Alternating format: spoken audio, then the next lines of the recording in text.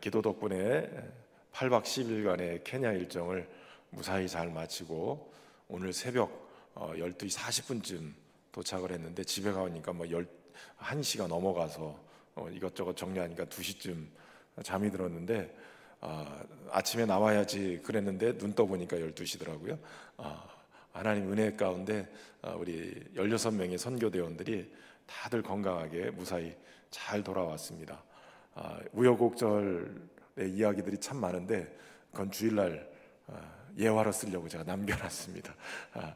그래도 하나님의 은혜 가운데 건강하게 잘 다녀왔는데 길긴 길더라고요. 멀긴 멀고 어찌됐든 간에 가는데도 이틀 걸리고 오는데도 이틀 걸리고 여러 가지 시차나 뭐 이런 것들 때문에 거기서는 아침 6시면 여기는 12시, 그러니까 6시간 차이인데 그래서 서로 연락하는 것도 쉽지 않고 우리가 저녁 때 되면 벌써 한 하루가 다 지나는 밤 12시 뭐 이렇게 되는 상황이었습니다. 그래도 처음에 출발해서 가서 멀다라고 느꼈는데 올 때 되니까 좀 더 멀기보다는 좀 2시간 정도 비행 시간이 줄어들어서 가깝게 느껴지고 한번 갔다 왔기 때문에 더 가깝게 느껴지기도 합니다.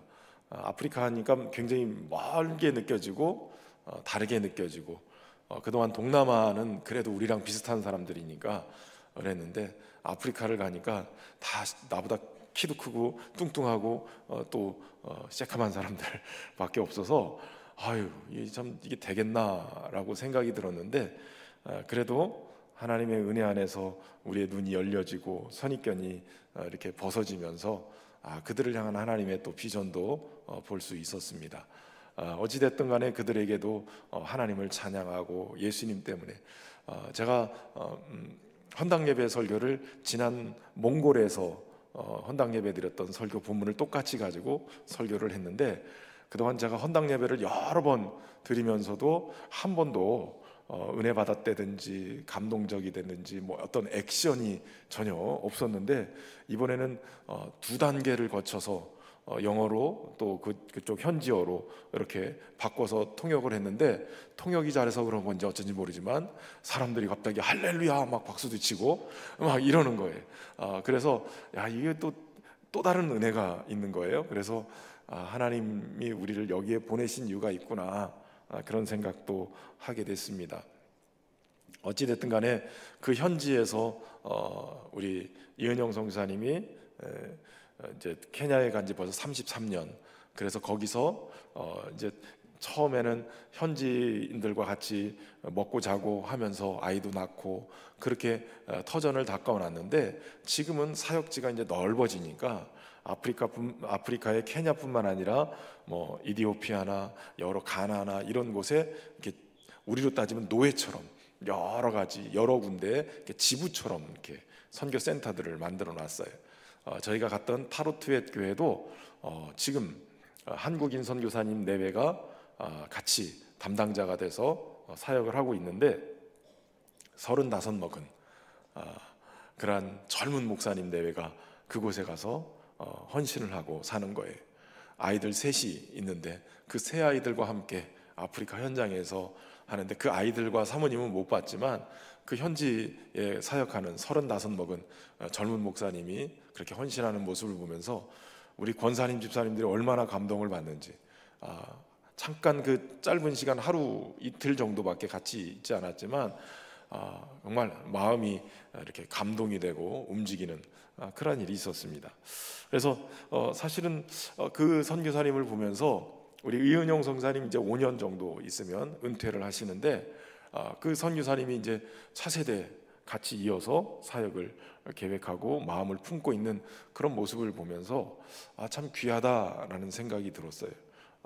그곳에 현지인들 움집 지은 그런 비슷한 집들 져놓고 거기 가서 젊은 나이의 아이들과 함께 산다는 게 참 쉬운 일은 아닌데 그러면서도 너무 행복해하고 감사해하는 모습 그거 보면서 굉장히 많이 도전도 되고 그 애틋한 마음으로 저희 아이들 같으면 보낼 수 있을까 이런 생각도 막 드는데 또 다행히 그 부모님이 또 목사님 가정인데 또 저희 아내가 페북 통해서 잘 아는, 그래서 도전도 많이 주고 굉장히 아이디어가 좋은 아이디어들이 많아서 제가 또 도전도 많이 받던 그런 목사님인데, 그 목사님 아들을 거기서 만난 거예요. 더 나아가서는 저희 아내가 굉장히 그 아들 이야기를 저한테도 해줬는데, 그분이 그분이라는 걸 거기 가서 아는 거예요. 그래서 야, 이 하나님의 네트워킹은 굉장히 귀하다. 각자마다 하나님 앞에 헌신한 사람들이 있는데, 그 헌신한 사람들이 희한하게 연결 다 돼 있는 거예요. 아프리카 케냐까지도 연결돼 있는 걸 보면서, 하나님은, 우리는 요거밖에 모르는데 하나님은 전체를 아우러서 이걸 연결해서 주의 일들을 해 가시는구나. 그 땅에서도 하나님의 그 소망을 볼 수 있었어요. 그 얘기는 주일날 말씀을 드릴게요. 어찌됐든 간에 우리 가셨던 선교대원들이 다 평균 연령 60이 넘은 분들인데, 그런데 다들 건강하시고 얼마나 귀했는지 모릅니다. 땅이 넓어서 그런지 하루에 기본 왕복 7시간에서 10시간 계속 차를 타고 움직여야 되는, 그래서 하루 갔다 오면, 한 군데 갔다 오면 그렇게 하루가 가고, 그 다음날 또 한 군데 갔다가 또 들어오고, 뭐 이렇게 계속 일정이었었는데, 그래도 우리 대원들이 끝나고 다들 은혜 받고 또 소망을 갖고 뭐 여러 가지 이야기들을 해주셔서 얼마나 귀했는지 몰라요. 궁금하시죠? 궁금하면 주일날 나오세요. 하나님의 역사는 하나님이 써 가시는 거예요. 물 주는 사람도 있고 씨 뿌리는 사람도 있지만 결국은 하나님이 열매 맺게 하시고 인도해 가신다는 거예요. 이번에 가서 우리 선교대원들이 제일 힘들었던 게 이제 화장실이었던 것 같아요. 화장실이 너무 지저분하고 힘들고 옛날 푸세식 뭐 이런데, 가만히 생각해 보니까 죄송합니다, 저 어렸을 때도 푸세식이었어요. 그리고 어른들은 집 이렇게 뭐 이렇게 이겨가지고 그걸 휴지 대신 쓰기도 하고, 제 기억에 저도 나뭇잎으로 처리를 했던 것 같아요. 어렸을 때 그랬어요. 근데 어느 날 이 케냐 가서 그들의 화장실 문화를 보면서 막 힘들다, 어렵다 이렇게 생각했는데, 저희 어렸을 때만 해도 그랬거든요. 그냥 가만히 생각해 보니까 우리 어렸을 때도 그런 푸세식에서 그렇게 힘들게 살았는데, 이게 3, 40년 만에 우리나라가 세계에서 제일 깨끗한 화장실, 우리나라 와가지고 제일 감동받았던 데가 인천공항에서 1시간 만에 휴게소 도착했거든요.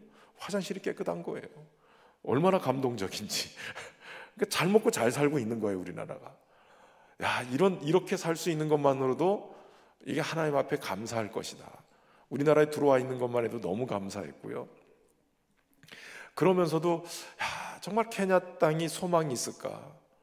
시커멓은 사람들이 일거리가 없어서 그냥 길거리에서도 노숙을 하는 거예요. 그냥 도로변 옆에 조금만 자리 있으면 그냥 담요 같은 거 뒤집어 쓰고 누워 있고, 그냥 노숙하는, 너무 가난하고 너무 힘들게 사는.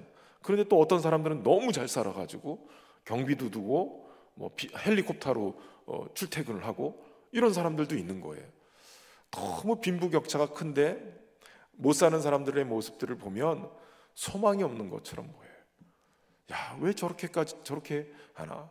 특히 한국 사람들은 어디 가서든지 막 뭐만 보면 뭐 하고 싶고 그런 거 있잖아요. 이 땅덩어리가 이렇게 넓은데. 저는 아프리카 생각하면 맨날 영상에서 이렇게 다큐멘터리 이런 거 보면 소말리아 막 이런 데 가물어 가지고 물도 없고 막 이런 것만 생각하고 저도 그러고 갔거든요. 근데 케냐 땅은 가물지 않더라고요. 가는 곳곳마다 초원이고 몽골 땅보다 더 넓은 초원이 펼쳐져 있는 거예요. 이렇게 땅이 넓고 이렇게 좋은데 농사하면 되잖아. 농사하면 우리 장모님이 한 분이 이 땅은 이걸로 이렇게 해서 농사지면 되고 이걸로 이렇게 하면 먹고 살 수 있는데 왜 저럴까? 이런 거 가지고 막 힘들어 하시더라고요. 근데 어찌됐든 그 모습을 보면 소망을 가지고 있어야 뭔가를 할 수 있겠죠. 그들에게 필요한 분은 꼭 소망의 하나님 같아요. 운명을 거스르지 못하는, 그래서 그냥 거기에 적응해서 살고 아무것도 할 수 없는. 저희가 17년 전에 우리 교회에서 짓고 헌당했던 카야타 교회 카야타 초등학교를 들렸어요. 그때 첫날 들렸을 때는 아이들의 전혀 상상도 못했죠. 아이들이 전체적으로 방학이기 때문에 아이들이 없을 겁니다. 미리 알고 갔고, 그리고 그래서 학교나 뭐 이렇게 교회만 좀 들리면 되겠다 이렇게 생각이 들어서 전혀 기대도 못하고 도착을 했는데 아이들이 한 그룹이 나와 있는 거예요. 그러더니 내리자마자 환영의 노래를, 당신은 사랑, 이런 노래 같은 축복송을 막 부르면서 환영 노래를 불러주는데, 이 아이들이 뭔가 감동이 있었죠. 그런데 그 아이들의 눈망울이나 이 춤추는 것, 이런 것들을 보면서 이게 그래도 아이들은 괜찮구나. 그런데 안타까운 거는 이제 환영식을 끝내고 예배도 드리고 다 하는데 이 청구서가 이렇게 날라오는 거예요. 우리 학교에 이게 필요합니다. 우리 학교에 이것도 필요합니다. 옆에 있는 교회도 이게 필요합니다. 그러면서 청구서가 날라오는데 한 20가지 정도 청구서가 탁 날라오는 거예요. 그러니까 한국에서 왔다니까, 그 학교도 짓고 교회도 지었던 교회에서 날라왔다니까 이것 좀 해주십시오, 저것 좀 해주십시오. 교회도 가서 보니까 교회도 엉망인 거예요. 17년 전에 지어놨기 때문에 의자도 없고 바닥도 엉망이고 그리고 유리도 뭐 다 깨져 있고, 그러면서 마음이 무거워지기 시작했어요. 두 번째 날에 미우고등학교를 갔는데 그 고등학교를 우리 정병철 장님이 헌금해서 이렇게 14년 전에 교회를 학교를 그렇게 지어줬는데 14년이기 때문에 옛날 건물이니까 낡았겠지 했는데 가서 보니까 이미 그 건물은 아이들 기숙사로 쓰고 있고, 그 앞에 초등학교를 했던 그 초등학교 교실을 고등학생들이 이제 초등학교가 이사 가고 거기를 교실로 쓰고 막 컴퓨터실이니 뭐니 다 있는 거예요. 그런데 거기도 딱 환영식을 하고 청구서를 20개짜리를 딱 대문부터 시작해가지고 교실도 고쳐주고 뭐 화장실도 필요하고 뭐도 하는데, 그래서 신현교회 부자가 많아야 되겠다 이 생각을 많이 했어요. 여러분들 많이 보세요. 뭐 청구서를 20개를 내놓는데 이거 뭐 감당이 안 되는데, 근데 그 기숙사 자리를 갔다가 너무 마음이 무거웠어요. 놀래고, 우리 뭐 내일 모레 선교 보고도 하시겠지만 왜 그러냐면 다 유리도 깨지고 돌 자체가 근처에 있는 돌을 깨서 이렇게 벽돌처럼 지어서 그랬는지 그냥 칙칙했거든요. 페인트 칠이라도 하면 괜찮은데 다 칙칙한데 마치 무슨 교도소 같은 느낌이 들었어요. 옆에 주방도 허른 창고 같은 데서 주방을 하고, 식당이라고 있는데 식당 의자도 하나도 없이 그냥 애들이 접시 들고 죽 같은 거 하나 받아서 그걸로 먹고 사는 거예요. 그 얘기를 듣는데 너무 힘든 거예요. 그리고 그 고등학생들, 한국이나 케냐나 청소년들은 역시 청소년들이더라고요. 웃음기 싹 사라지고 단답이고, 말하라고 해도 말도 안 하고 인상은 험악하고, 그래서 악수하는데도 지들 장학금 주는데도 인상 막 쓰면서 막 이런 인사도 하고 그래서 왜 그런가 그랬더니 걔도 청소년이기 때문에 한국이나 거기나 똑같아요. 청소년들이 유리가 깨졌으면 우리나라 사람 같으면 그 깨진 유리 그냥 두지 않고 그냥 비닐이라도 붙였을 것 같아요. 그냥 깨진 유리 어디 가서 이렇게도 그냥 해가지고 가져왔을 것 같아요. 근데 그런 분위기가 하나도 아닌 거예요. 너무 마음이 힘들어요. 여기다가 정말 선경을 보내서 이들을 도울 수 있을까? 이게 감당이나 될까? 마치 깨진 독에 물 붓는 것 같은 그런 답답함이 막 제 안에 막 몰려왔어요. 얼마나 마음이 힘든가. 가서 선교복을 어떡하지? 이 어둠의 땅, 아무런 소망이 없는 땅 같은 곳, 이곳에 어떻게 선교를 앞으로 해야 될 것인가? 무엇을 얼마나 이들이 요구하는 20가지 그 요구만 해도 돈으로는 엄청난 돈일 텐데 이거 감당이나 될까? 고민을 하고 셋째 날 타로트엣 교회 헌당 예배를 위해서 출발하고, 그 타로트엣 교회 예배를 드리면서 소망이 생겼어요. 들어오는데 목사님, 그 타솔 선교사님이라는 그 선교사님이 와가지고 토요일 날 저희한테 와서 보고를 하기를, 이분들이 매일마다 지금 한국에서 오는 선교팀과 함께 우리 교회를 지어줬던 그 선교팀과 함께 이들을 맡기 위해서 지금 뭐 하고 있냐면 부흥회를 하고 있대요. 며칠 동안 부흥회를 하는데 매일 저녁마다 300명씩 모인다는 거예요. 그리고 그 선교사님도 그 부흥회를 하고 그날 합류를 한 거예요. 이거 뭔가 소망이 있어 보였어요. 그리고 타르투의 교회를 딱 간 날, 환영 인파가 어마어마했어요. 너무 사람이 많아서 소 한 마리를 잡았대요. 그리고 저희가 딱 들어가는데 그 아프리카의 화려한 의상과 함께 막 춤을 추면서 이 셀레브레이션을 하는데, 이게 뭐지? 그러면서 마음이 막 열리기 시작했고, 헌당 예배 드리는 그 자리에도 그 지역의 목회자들이 25명이 참여를 했어요. 그리고 그 모든 게 정말 은혜 중에, 또 아이들도 얼마나 많은지 중간에 막 껴들어오는데 이 아이들이 막 엄청나게 몰려서 들어오는 거예요. 그래서 설교하는데 막 저도 필 받아가지고 막 설교를 했더니 아멘도 나오고 막 박수도 나오고 막, 이거 뭐가 은혜가 넘치나 보다. 그러고 났는데 예배 딱 끝나는 순간부터 비가 왔어요. 그 비 온 얘기는 아껴두었다. 주일날 드릴게요. 그 모습을 보면서 여기 막 이미지가 완전히 다른 거예요. 저쪽 이미지는 어둠이었다면 여기는 너무 밝은 거예요. 어떻게 밝을까?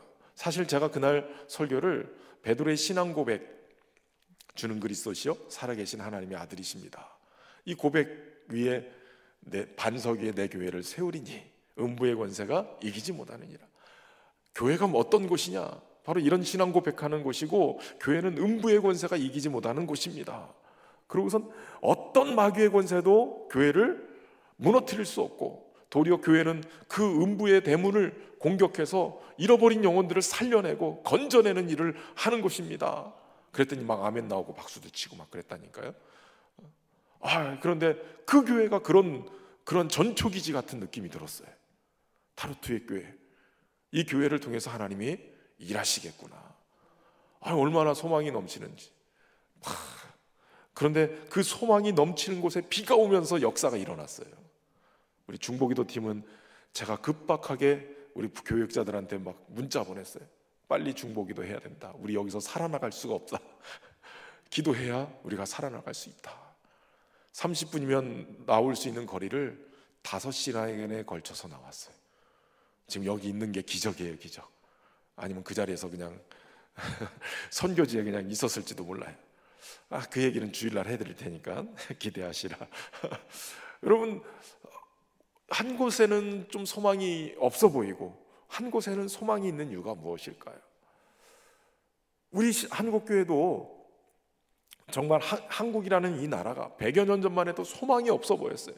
한 선교사님의 보고에 의하면 서울 거리를 지나는데 소똥이며 개똥이며 사람똥까지 온 이 거리가 똥천지라 도저히 걸어갈 수가 없을 정도다라는 선교 보고가 있었어요.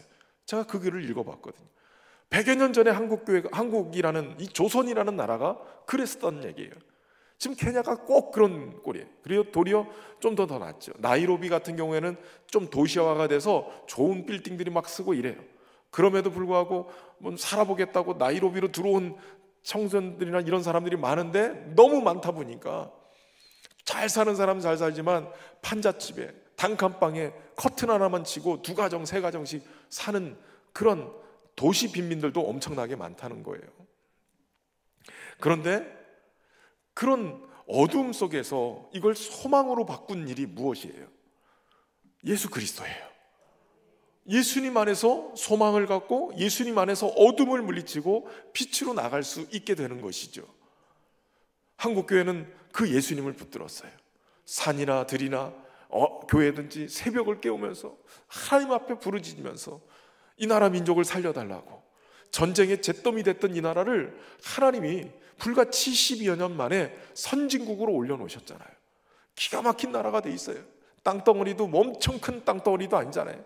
조만한 땅덩어리 반으로 나눠서 요만큼하게 있는 이 땅덩어리에, 그런데 이 땅덩어리에 하나님이 얼마나 은혜를 부어주셨는지, 세계 선진국이 되어 있고 선교사를 전 세계 여러 종족에게 가장 많이 파송한, 인원수로는 미국이 더 많지만 그러나 다양한 종족, 다양한 문화 속에 파송된 나라, 선교사를 보낸 나라 1위는 우리나라예요. 한국 사람들이 얼마나 고난을 겪었는지, 별의별 역사 속에서 고난을 당했는데 하나님은 그 고난을 통해서 한국민들의 DNA를 바꿔놓으셨어요. 억척같이 살아남게 하는 DNA.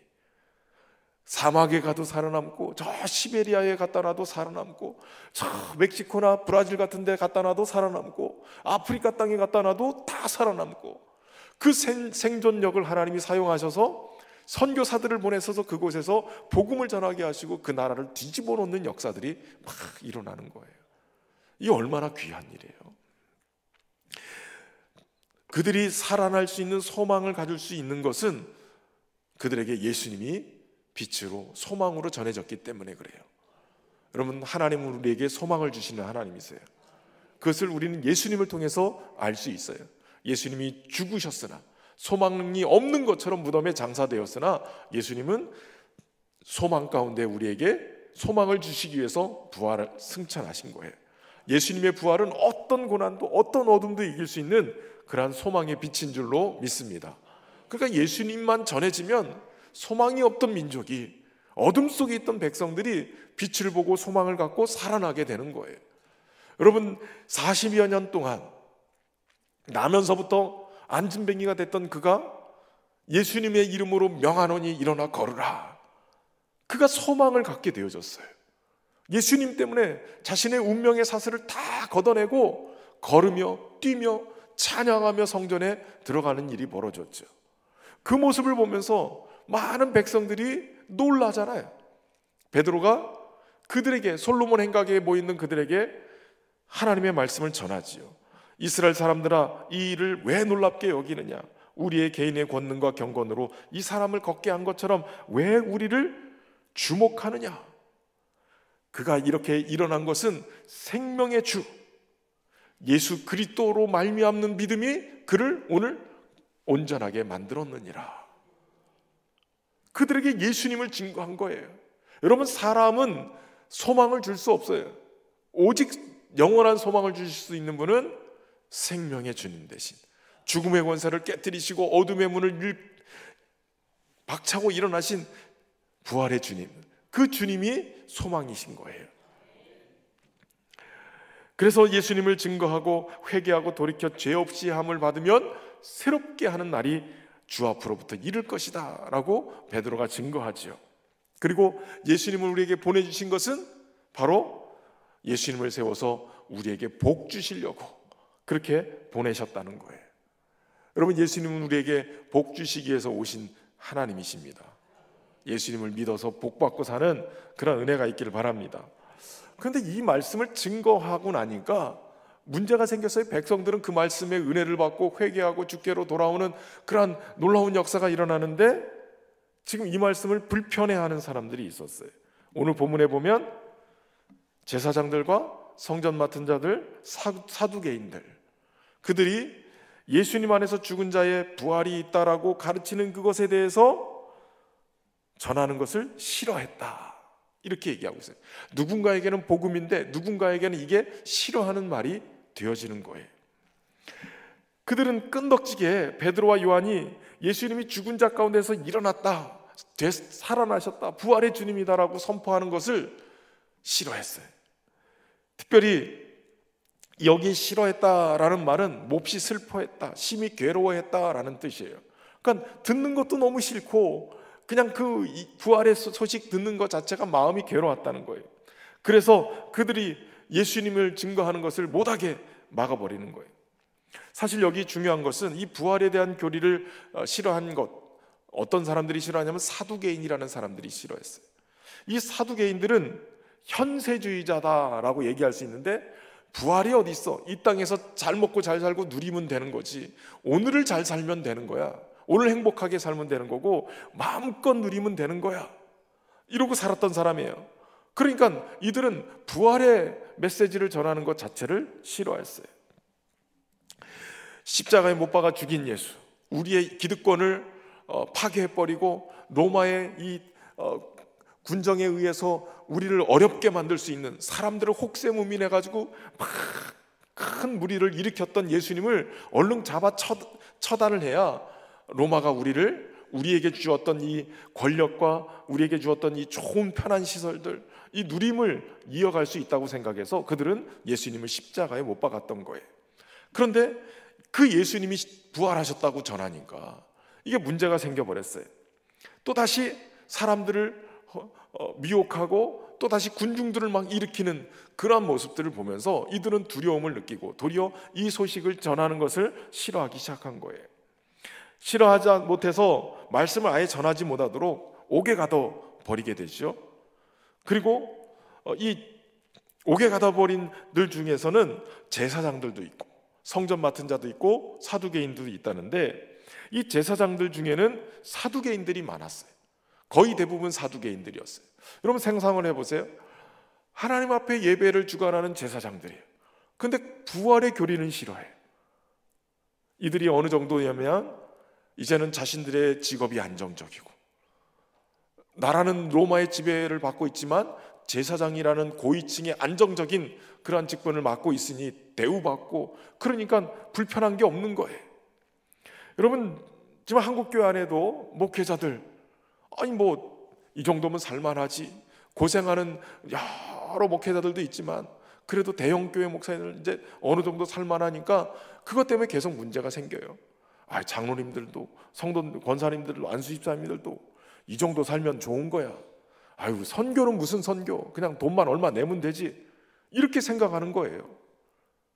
복음 전하는 게 뭐가 필요해? 그냥 여기서 잘 먹고 잘 살면 되지. 교회도 그렇게만 다니면 되는 거야. 적당히 타협하고 적당히 신앙생활하고 적당히 믿어주면 하나님이 조금 이 정도 수준만 유지해줘도 내가 신앙생활하는데 아무 문제 없어, 이런 생각을 하고 있는 거죠. 가만히 생각해 보니까 너무 우리는 좋은 것에 익숙해져 있는 거예요. 아까도 말씀드렸지만 불과 3, 40년 전만 해도 우리는 재래식 화장실을 썼단 말이에요. 수세기 들어가고 이렇게 깨끗한 화장실 쓴 지 얼마 안 됐단 말이에요. 저 어렸을 때만 해도 그랬다니까요.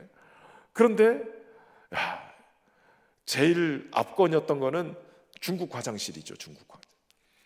제가 부임해서 제일 먼저 간 데가 중국이었거든요. 두만강변에 우리 교회를 진대 헌당 예배를 갔는데 예전 분들이 그러시더라고요. 중국에 가면 그 화장실 조심해야 된다고. 기본적으로 우산을 들고 가야 된다고 했어요. 화장실 가는데 왜 우산을 들고 가나? 그랬어요. 그랬더니 휴게소에 딱 내려서 우리 집사님들 먼저 화장실을 갔는데 엄마 이러고선 다시 와가지고 우산을 하나씩 들고 갔어요. 왜냐하면 중국 화장실은 화장실 문이 없어요. 문 자체가 없어요. 그러니까 문 자체가 없이 그냥 앉아있다가 볼일 보고 나오면 되는데 누군가가 이렇게 들여다볼 거 아니에요. 그러니까 우산을 이렇게 펴고 문 대신 써야 되는 거예요. 그래서 이게 쉽지 않더라고요. 그런 여기는 문이라도 있었어요.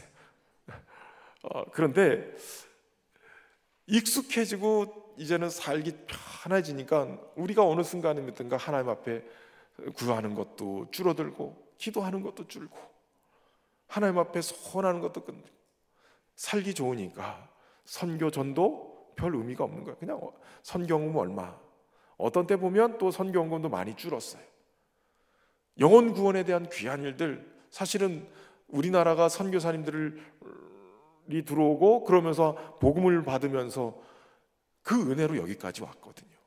100여 년 만에 이 엄청난 은혜를 누리고 있으면서 우리는 너무 익숙해져서 누리는 것에 마음을 빼앗기고 있는 거예요.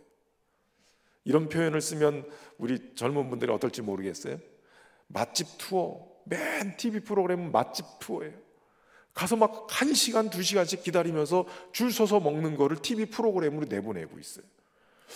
먹고 사는 문제를 이미 떠났어요. 어떤 걸 먹고 사느냐 이거 가지고 있는 거예요.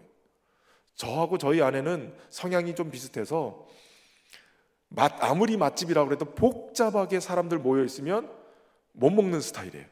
그냥 맛집이어도 아무도 없고 조용한 데 있으면 저는 맛집이라고 인정을 해요. 정신이 심란해가지고 그런 데 못 가는데 기껏 맛집이라고 몇 시간 기다려서 먹는 게 얼마나 맛있을지, 그걸 맨날 먹으라고 해도 먹지는 못할 거고, 그게 그렇게 중요한 건가? 이런 생각이 들 때도 있어요. 제가 고리타분한지 모르겠어요. 그런데 그거를 너무 중요하게 여기는 분들이 계세요. 그것도 먹고 살만하니까 맛집 투어죠. 먹고 살기 힘든 사람들이 맛집 투어할 수는 없잖아요. 그 여러 가지. 그러니까 그만큼 그런 얘기할 정도로 우리나라는 살기 좋아진 거예요. 근데 여기서 도전하는 것은 우리도 사두개파의 제사장들처럼 너무 익숙해서 살기 좋은 것에 이거를 누리고 있는 것을 빼앗기지 않기 위해서 백성들의 아픔이나 그들의 고통을 외면한 것 아닌가.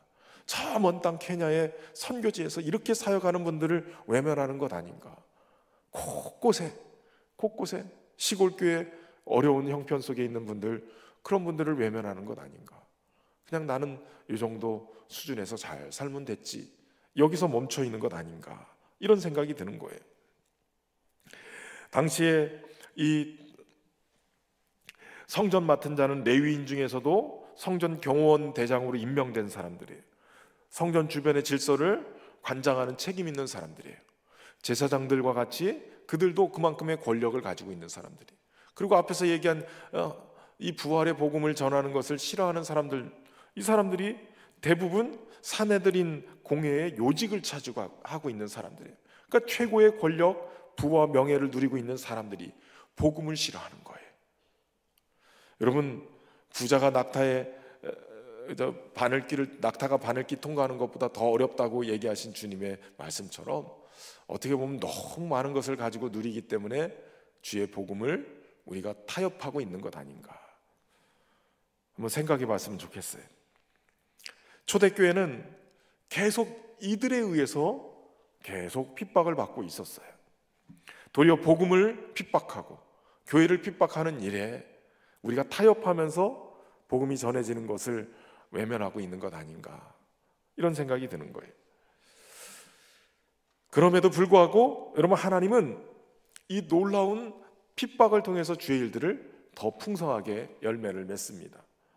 설령 문제가 있는 것처럼 보여도 하나님은 그것을 선으로 바꾸시는 하나님이에요. 요셉이 그렇게 형제들의 미움을 받고 애굽에 팔렸어도 하나님은 그걸 선으로 바꾸셔서 이 야곱의 70여 명의 그 모든 가족들을 살려내고 훗날 출애굽의 이 위협으로 이어갈 수 있는 엄청난 역사의 징검다리 역할을 요셉을 통해서 해나가십니다. 요셉도 그걸 깨달은 거예요. 당신들은 나를 해하려 하였으나 하나님은 그것을 선으로 바꾸사 오늘과 같이 당신 많은 백성의 생명을 구원하게 하려 하셨다라고 고백해요. 하나님은 우리의 인생을 선으로 바꾸시는 하나님이세요. 때로는 고난고 때로는 핍박도 하나님이 선으로 바꾸셔서 주의 일들을 행하게 하실 줄로 믿습니다. 사실 한국 개신교는 리폼드 처치, 개혁교회예요. 개혁교회. 루터가 종교개혁했던 그때 벌써 500년이 넘었는데, 제가 우리 예배당 건축 끝나고 그동안에는 우리 시찰이든 어디든 뭐 해외를 나가는 이런 거는 한 번도 참여를 안 했어요. 우리 건축 끝날 때까지는 그저 교회만 지키고 있겠습니다. 그러고선 우리 교회에서 헌당 예배 드리러 가는 그 사역은 했지만 다른 것은 전혀 외유를 하지 않았어요. 그러고 나서 예배당 건축 끝나고 나서 수영로에서 한 로드맵 플러스 그 목회자들 17명 훈련받은 그런 멘토링이 끝나고 500주년 기념해서 로마와 여기 가서 로마래네 저기 독일에 가서 500주년 기념 그 관련돼서 종교개혁지를 좀 돌아봤으면 좋겠다, 이런 프로그램이 있어서 우리 당회에 얘기했고 장로님들이 허락해 주셔서 500주년 기념으로 독일을 갔어요.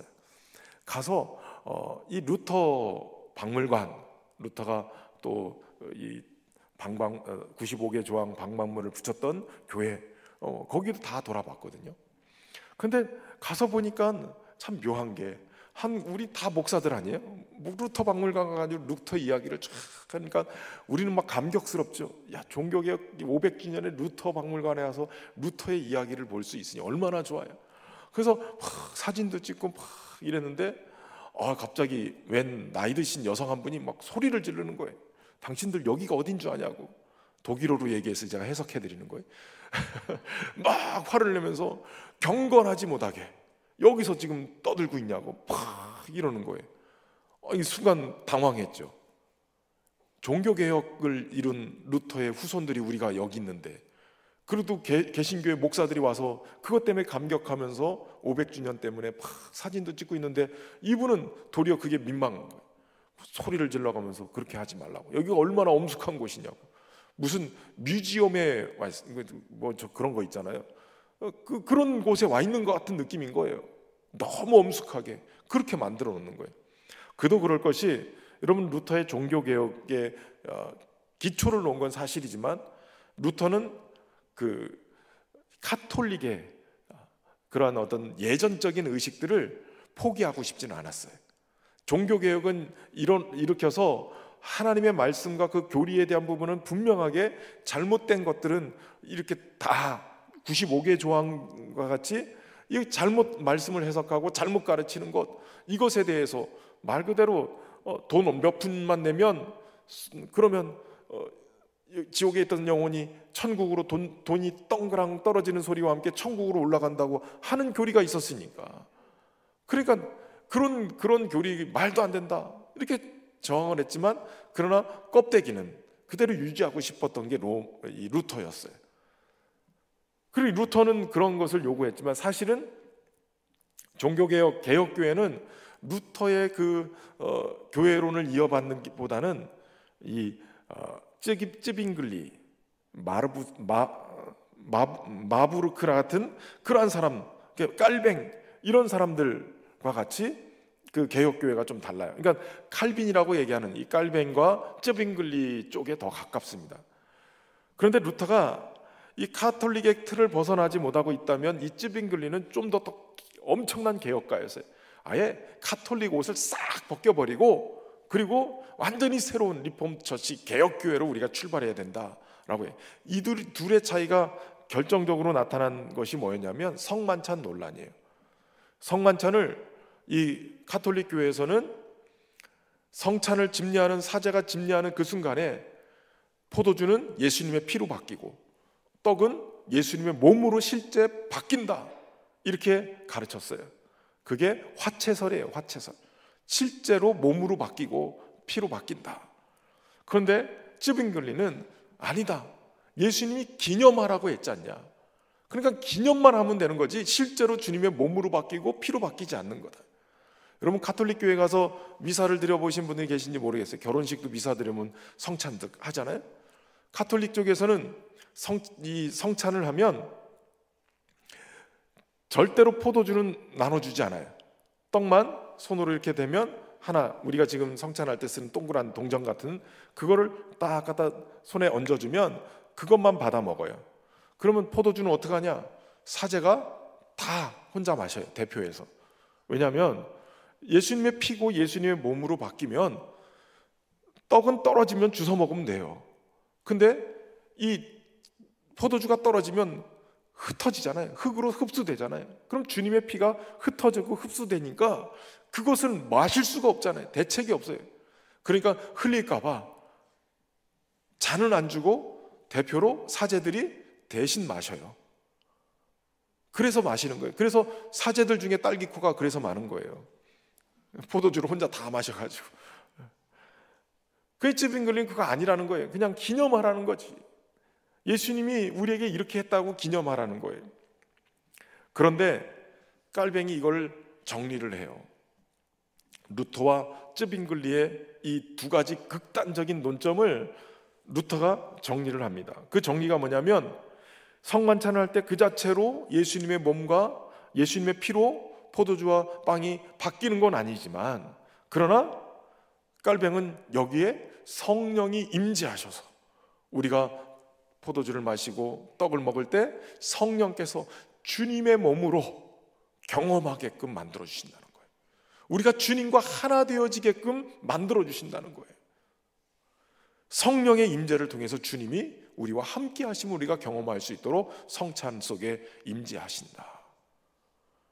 깔뱅이 어떻게 극단적인 이 둘을 통합해서 이렇게 만들 수 있었느냐면, 깔뱅이 제네바에서 열심히 사역을 하다가 목회를 그만둬야 되는 위기를 경험하게 되어져요. 결국 이 오스트리아 스트라스부르로 와서 그곳에서 어떤 사람들을 경험하냐면, 프랑스에서 카톨릭으로부터 쫓겨난 개신교인들을 이곳에서 만나서 마치 그 해외 디아스포라 목회, 이민 목회자들을 이들을 목회할 수 있는 그런 경험을 하는 거예요. 그러면서 그곳에서 이 깔뱅도 극단적인 사람이었는데 이런 것도 필요하고 이런 것도 필요하구나 이러면서 폭이 넓어진 거지. 그러니까 고난을 통해서 칼빈도 넓은 사람이 되어지면서 성만찬 논장을 그렇게 깨닫게 만든 거예요. 여러분, 때로는 우리의 삶에 고난이 찾아오지만 그 고난은 도리어 우리를 더 넓은 사람으로, 더 신앙이 깊은 사람으로 만들어주는 그런 은혜가 있습니다. 저와 여러분 속에 그런 은혜를 누리며 살아갈 수 있길 바랍니다. 그럼에도 불구하고 그 고난을 통해서 하나님은 어떻게 역사하냐. 4절 말씀에 보면 말씀을 들은 사람 중에 믿는 자가 많으니 남자의 수가 약 5천이나 되었더라. 남자 수만 5천 명이 됐다는 거예요. 여러분, 그날 설교 한 번에 5천 명이 회개하고 돌아오는 거예요. 한 사람의 안진뱅이가 일어섰는데, 한 사람 때문에 일어난 사건 때문에 복음을 전했는데 5천 명이 믿게 되는 거예요. 저는 약간 제가 지금 이 말을 하면 지킬 수 있을지 모르겠지만, 저도 그냥 1월 달쯤 되면 아프리카에 모여가지고 함께 부흥회를, 신년 부흥회를 한대요. 산 위에서 천막치고. 그런데 그 산 위에 모이는 사람들이 10,000명, 20,000명이 모인대요. 케냐에서. 거기 가서 설교할 기회가 있을까? 막 이런 생각이 제가 들었어요. 열심히 준비해야 되겠는걸? 뭐 이런 생각. 10,000명, 20,000명이 모여가지고 막 말씀을 사모한다면 목사는 그 열정적인 눈빛에 돌아. 하나님 말씀을 듣고 사모하는 자들이 있다면 얼마든지요. 지금 몇 시간 갔다 왔는지 기억도 안 나요. 믿는 자들의 남자의 수가 5천이나 되더라. 이게 얼마나 귀한 일이에요. 한 사람 때문에 놀라운 복음의 역사가 일어나는 거예요. 여러분, 여러분의 신앙이 안진뱅이처럼 앉아있고 주저앉아있고 아무것도 못하고 그냥 머물러 있다면, 여러분 한 사람이 일어나면 5천 명이 회개하는 역사가 일어나는 거예요. 우리 한 사람이 일어나면 그런 놀라운 역사들이 일어난다고요. 그를 낫게 하신 예수 그리스도를 증거하면, 그 영혼을 새롭게 하신 예수 그리스도를 증거하면 모인 무리들이 예수님 때문에 다시 돌아오는 역사가 일어난단 말이죠. 내가 주님을 만났노라고, 주님이 내 인생을 이렇게 변화시켜 놓았노라고, 주님이 우리 교회에 이렇게 역사하셨노라고 증거하기만 하면 하나님이 거두시는 거예요. 저는 소망하기는 그 거두시는 역사에 우리 교회가 쓰여졌으면 좋겠어요. 저희 여러분이 그렇게 되기를 주의 이름으로 축원합니다. 우리 찬양하고 말씀 더 볼까요? 밤이나 낮이나.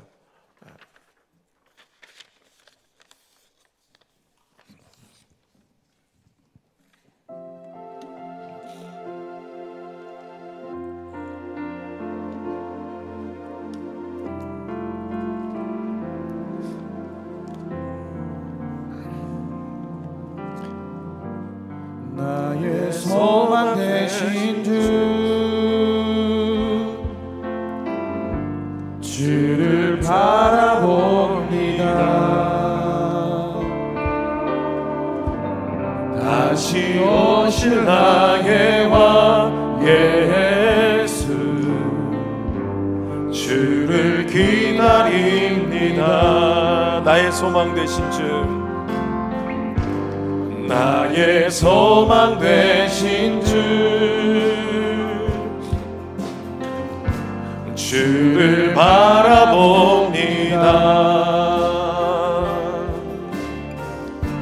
다시 오실 나의 왕 예수, 주를 기다립니다. 밤이나 낮이나 어제나 오늘도 영원히 주만 찬양해. 외롭고 슬플 때 낭만하여 넘어져도 언제나 주만 찬양하겠네. 밤이나 낮이나 어제나 오늘도 영원히 주만 찬양해. 괴롭고 슬플 때 낭망하여 넘어져도 언제나 주만 찬양하. 밤이나 낮이나 밤이나 낮이나 어제나 오늘도 영원히 주만 찬양해. 괴롭고 슬플 때 낭만하여 넘어져도 언제나 주만 찬양하겠네.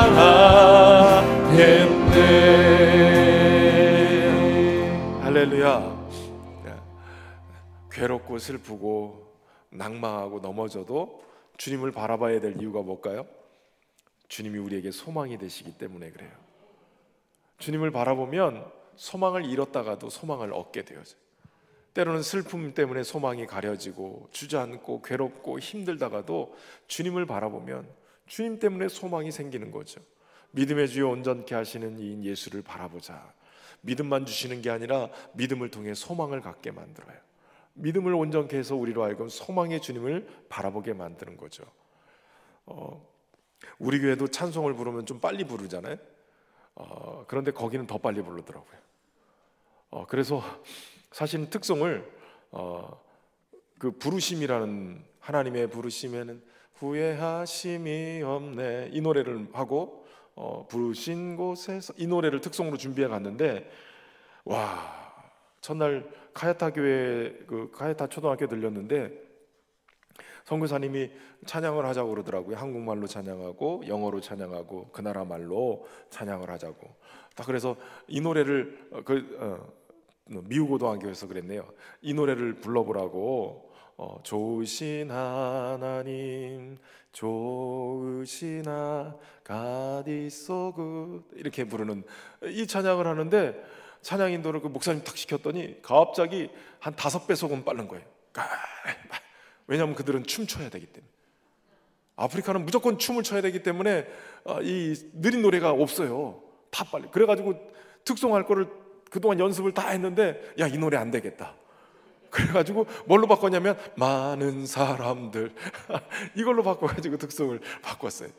카야타 초등학교에서 와 이렇게 환영식을 하고 그 카야타 교회에 목회자들이 나오고 그 성도들이 나와서 환영 춤을 특송을 하고 춤을 추는데 노래보다는 춤이 위주더라고요.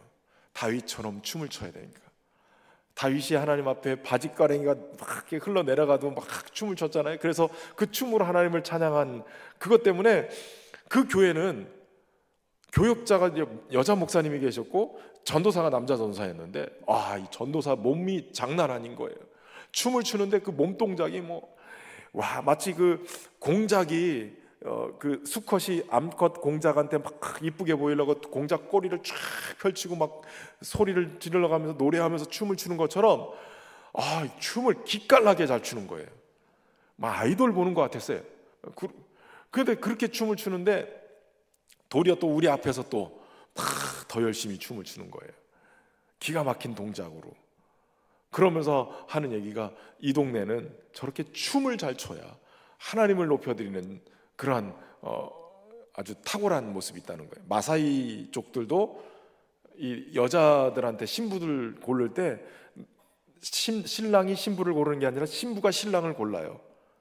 그래서 화장처럼 여자처럼 막 치장을 하고 막 춤을 추잖아요. 그 춤을 추는 걸 보면서 저놈이다 이러고 찍어낸다는 거예요, 신랑을. 그러니까 이 분위기가 다 거기에 휩쓸려 있는 거예요. 그래서 이 전도사도 춤을 너무 잘 추는 거예요. 그러면서 선교사님이 하는 얘기가 목사님 다음에 부교육자 뽑을 때는 춤추는 걸 봐야 되겠다고. 춤을 잘 추면 뽑고 안 추면 오늘 면접을 봤는데 춤을 시켰어야 되는데. 왜냐하면 여러분 찬양은 기쁨이고 복음은 소망이기 때문에 예수님이 있는 곳에는 기쁨과 행복이 있고 그래서 40세가 넘었던 이 사람이 나선 다음에 제일 먼저 뭐예요? 걸으며 뛰면서 찬양하면서 성전에 들어가. 제가 볼 땐 그 친구 찬양할 때 춤추며 찬양했을 거예요. 막 춤추면서. 여러분, 구원의 감격이 우리 안에 일어나면 그 감격 때문에 춤을 출 수밖에 없어요. 한국 사람들은 희한하게 딴 때는 얌전 떨다가 버스만 타면 춤추잖아요. 그런 세대는 아니세요? 우리 노인대학도 다들 우리 어르신들 모시고 가을 서풍 이렇게 가면 올라갈 때 아이고 아이고 막 이러고 올라가세요. 무릎이 시리고 뭐 그런데 하여튼 떠나고 음악만 틀면 뭐 난리가 나죠, 난리가. 그리고 다시 앉을 때는 아이고 허리야 뭐 이러고 앉아요. 우리나라도 춤의 이 흥의 민족이긴 해요. 그래서 이 보니까 너무 귀하고 아이들부터 춤추면서 찬양하고 축제인 거예요, 축제. 여러분, 예수님을 진정으로 만나면 우리 안에 축제가 벌어져요. 기쁨이 넘치고 춤추며 찬양하는 그 모습이 아프리카의 그 예배, 그들의 찬양의 모습 속에서 이렇게 막 보이기 시작하는데 이게 너무 귀한 거예요.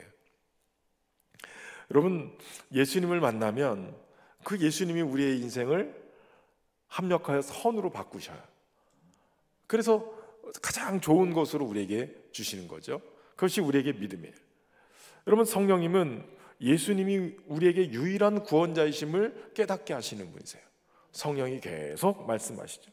너희가 무슨 권세와 누구의 이름으로 이 일을 행하느냐라고 그들이 물었을 때 베드로가 8절에 보니까 성령이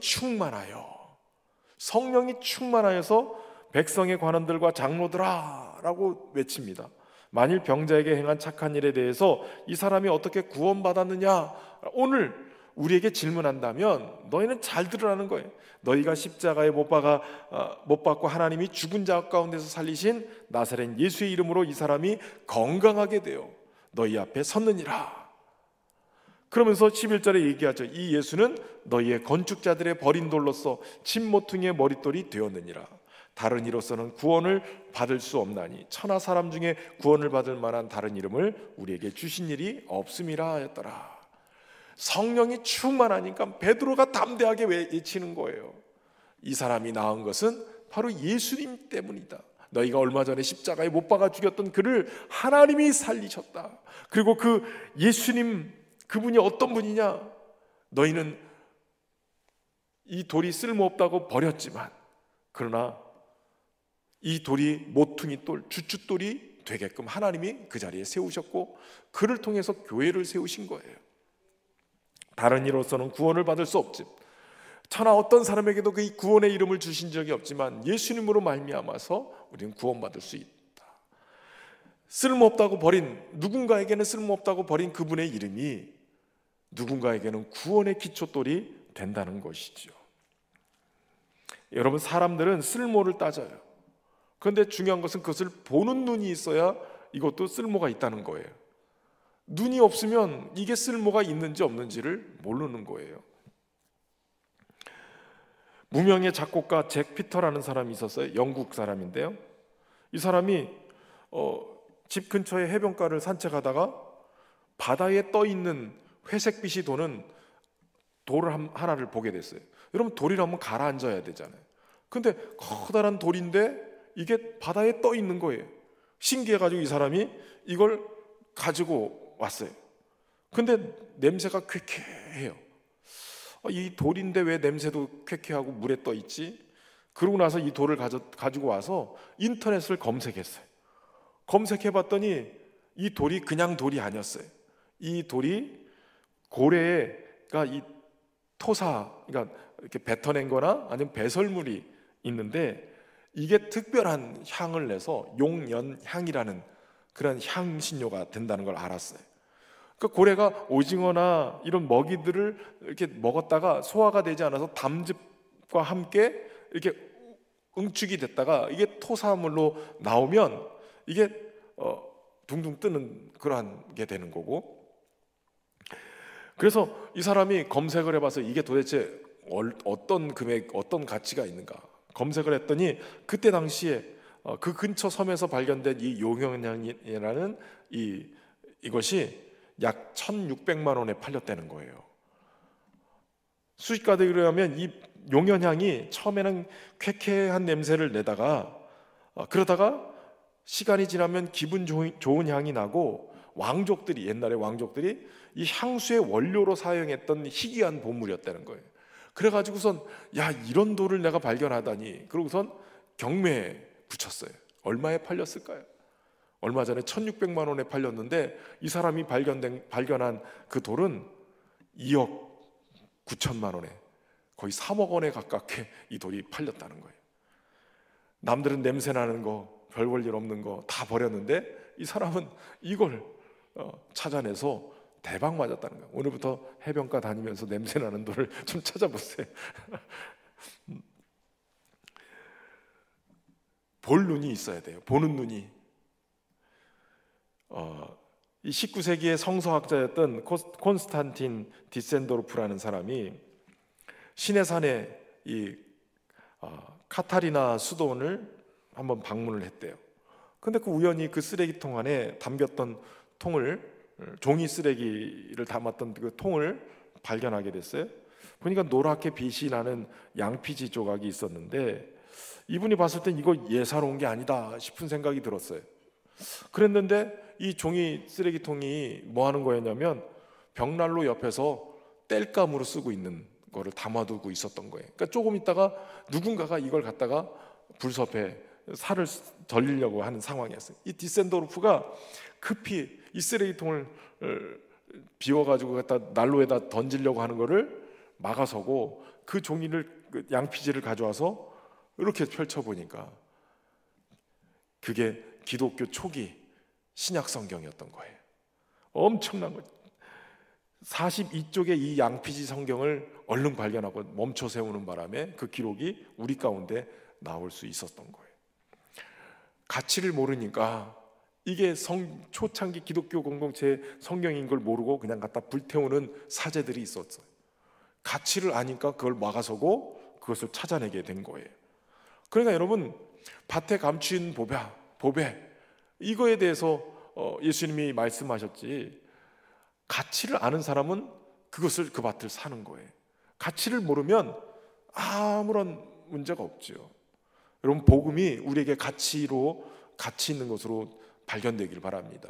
우리에게 주신 예수 그리스도, 그분의 이름이 그만큼 능력 있고 소망 있는 그런 이름인 것을 여러분 믿으시길 바랍니다. 그러니까 이들은 바로 이렇게 성령을 통해서 예수 그리스도가 복음의 유일한 구원의 이름인 것을 선포하게 되고, 그 말을 하다 보니까 이 공회원들이 의아했어요. 왜냐하면 베드로와 요한이 그저 무식한 뱃사람인 줄 알았는데 얼마나 똑똑하게 성경을 꿰뚫고 그 말씀을 전하는지, 서스럼 없이 막힘 없이 전하는 그 모습을 보면서 이들이 놀래요. 그러면서 그들이 예수의 이름으로 더 이상 말하거나 가르치지 말라고 금지하기로 결의를 합니다. 그리고 이 두 사도를 불러다 놓고 더 이상 그 일을 하지 말라고 그러죠. 그런데 사도들이 얘기하죠. 너희 말 듣는 것보다 듣는 게 맞느냐, 하나님 말씀을 듣는 게 맞느냐. 지금 사람들이 놀래요. 그 사내들인 공회원들이 놀래는 거는 아주 촌스럽고 무식한 그런 어부들인 줄 알았는데 하나님의 말씀을 기가 막히게 깨닫고 전하는 사람들이 됐을 뿐만 아니라 담대하기까지 한 거예요. 하나님 앞에서 너희 말 듣는 것이 하나님 말씀 듣는 것보다 더 옳은지 한번 판단해봐라. 얼마나 담대해요. 전에는 두려움 속에 숨어 지냈던 그들이 나와서 두려워하지 않고 도리어 담대하게 만드는 거예요.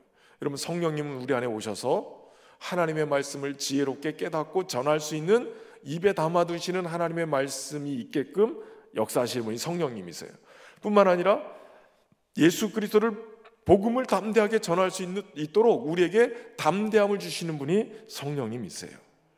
오늘 그 성령님이 오늘 우리 가운데 역사하셔서 너희 말 듣는 것이 하나님 말씀 듣는 것보다 옳은가 판단하라고 했던 거죠. 다시 말하면 우리가 하나님 말씀대로 순종하고 담대하게 살아갈 수 있도록 그렇게 용기를 주신 분이 하나님이시다.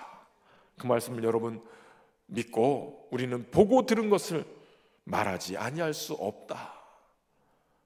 보고 들어야 되죠. 저는 소망하기는 오늘 저녁에 성령께서 여러분의 영안을 열어주시고 마음을 열어주시고 보고 듣는 역사가 일어나길 바랍니다. 이것을 전하지 않을 수는 없을 정도로 감동이 일어나고 귀하게 역사하는 그러한 귀한 역사의 밤이 되기를 주의 이름으로 축원합니다. 우리 함께 찬양하고 기도하며 나가겠습니다. 나 무엇과도 주님을 바꿀 수 않으리.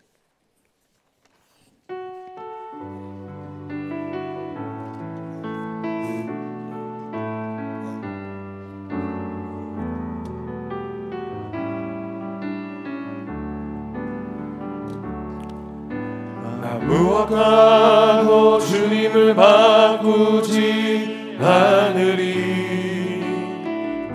다른 어떤 은혜 구하지 않으리.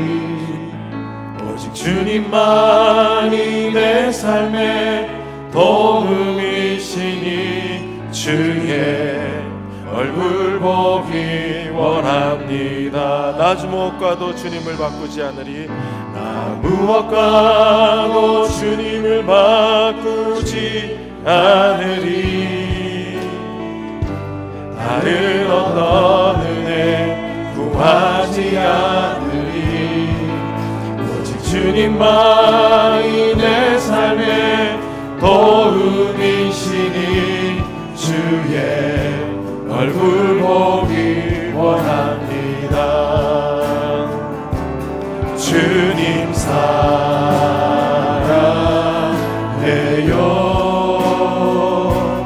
온 마음과 정성 다해 하나님의 진실한 친구 되기 원합니다. 주님 사랑해요. 주님 사랑해요.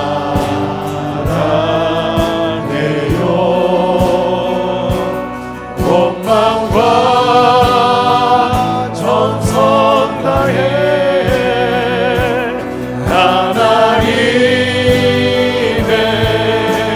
신실한 친구 되기 원합니다. 주님 사랑해요. 주님 사랑해요.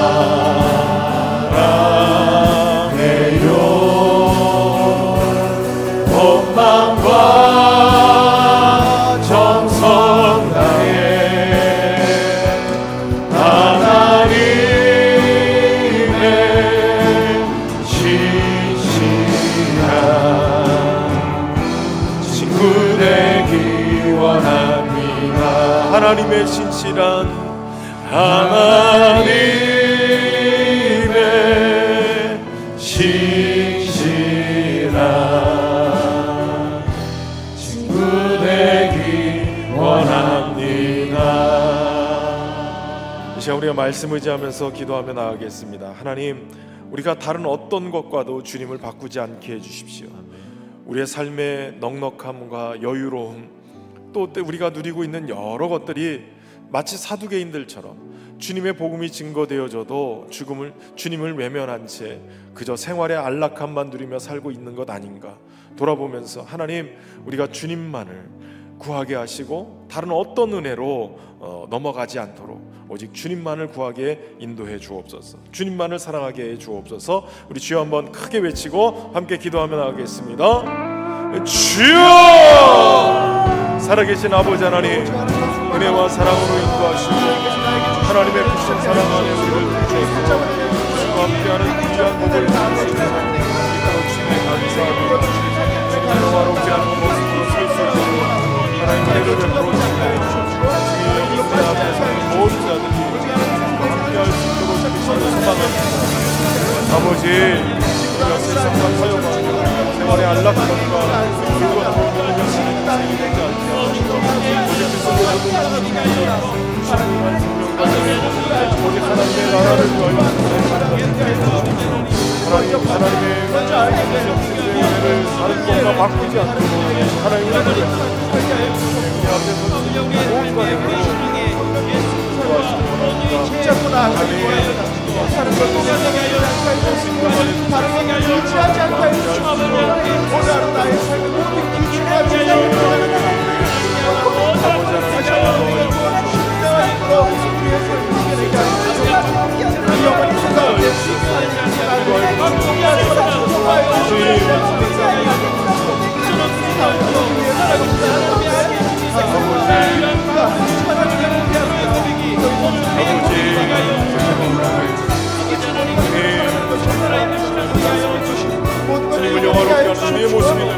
오직 주님의 구사하신 은혜를 춤으로 주님의 은혜를 나아가시고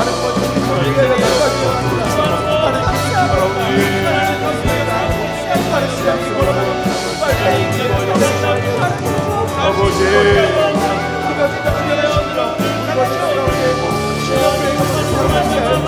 아버지 용서하여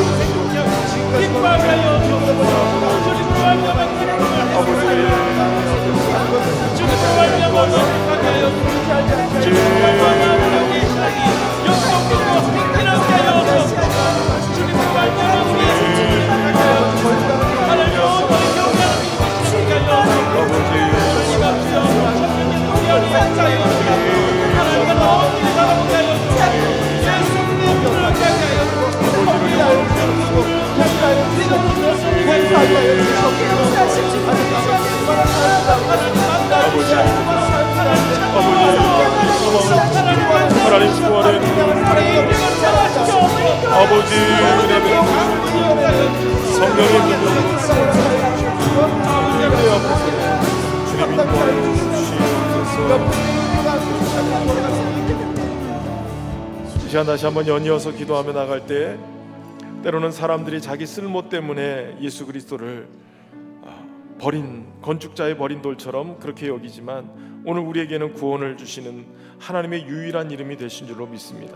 우리에게 성령 충만하여서 이 진리를 깨닫게 하시고 부활의 생명으로 일어서게 하시고 무엇보다도 우리의 눈이 열려서 영안이 열려서 하나님이 일하심을 또 하나님이 소중히 여기시는 것들을 볼 수 있도록 주여 은혜를 베풀어 주옵소서. 아멘.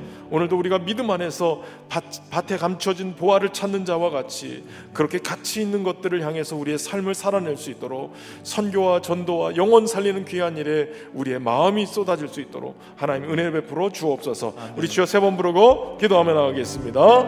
주여 주여 주여. 살아계신 아버지 하나님, 하나님의 말씀 가운데 속에 우리가 나갑니다. 예수 그리스도의 이름으로 우리에게 최고의 가치입니다. 하나님, 우리가 우리의 영안을 열어서 하나님이 가장 소중히 여기시는 귀한 것들의 마음을 그것을 향해서 우리가 감당하게 되었지만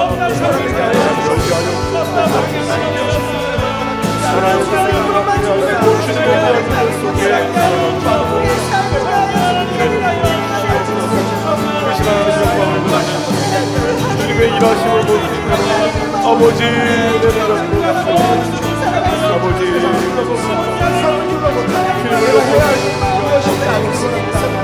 아버지 지나가는 영광을 받으시고 아버지